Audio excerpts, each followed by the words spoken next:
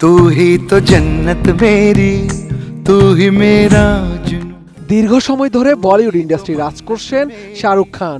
3 দশকেরও বেশি এই লম্বা ক্যারিয়ারে প্রতিনিয়তই নিজেকে তিনি নতুনভাবে দর্শকদের সামনে উপস্থাপন করেছেন। সাফল্যের শিখরে থেকে নিজেকে প্রতিষ্ঠিত করেছেন কিং খান বা বলিউড বাদশা হিসেবেও।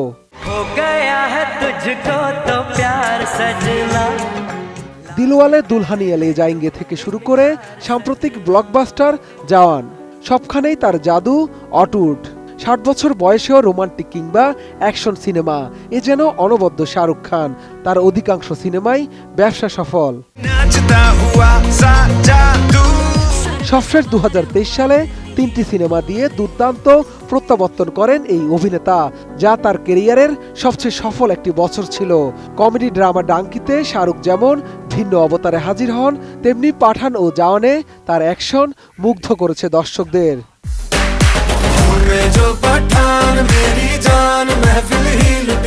2023-এর পর কেটে গেছে আরও 2টি বছর, নতুন আর কোনো সিনেমা পায়নি শাহরুখ ভক্তরা।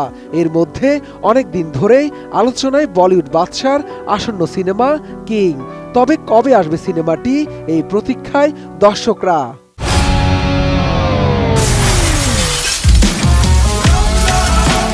রোজকার সাধারণ খাবার এখন হবে অসাধারণ। প্রাণ স্বাদের মশলা, স্বাদ বাড়ায়, ঘ্রাণ ছড়ায়। এবার দীর্ঘ প্রতীক্ষার অবসান ঘটিয়ে 24 জানুয়ারি সিনেমাটির নতুন একটি ঝলক প্রকাশ করা হয়, যা নিয়ে নেট দুনিয়ায় তৈরি হয়েছে আলাদা উন্মাদনা। একই সঙ্গে কবে মুক্তি পাবে কিং সিনেমা, তার তারিখও ঘোষণা করেন শাহরুখ খান।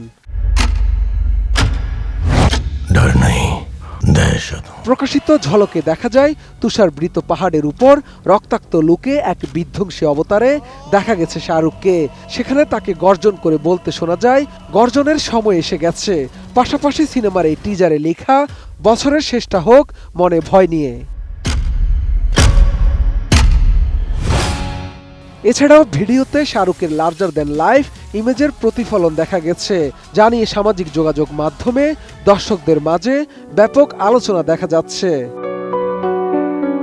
এছাড়া কিং সিনেমার বিশেষ আকর্ষণ হলো, এতে প্রথমবারের মতো বড় পর্দায় শাহরুখের সঙ্গে দেখা যাবে তার মেয়ে সুহানা খানকে।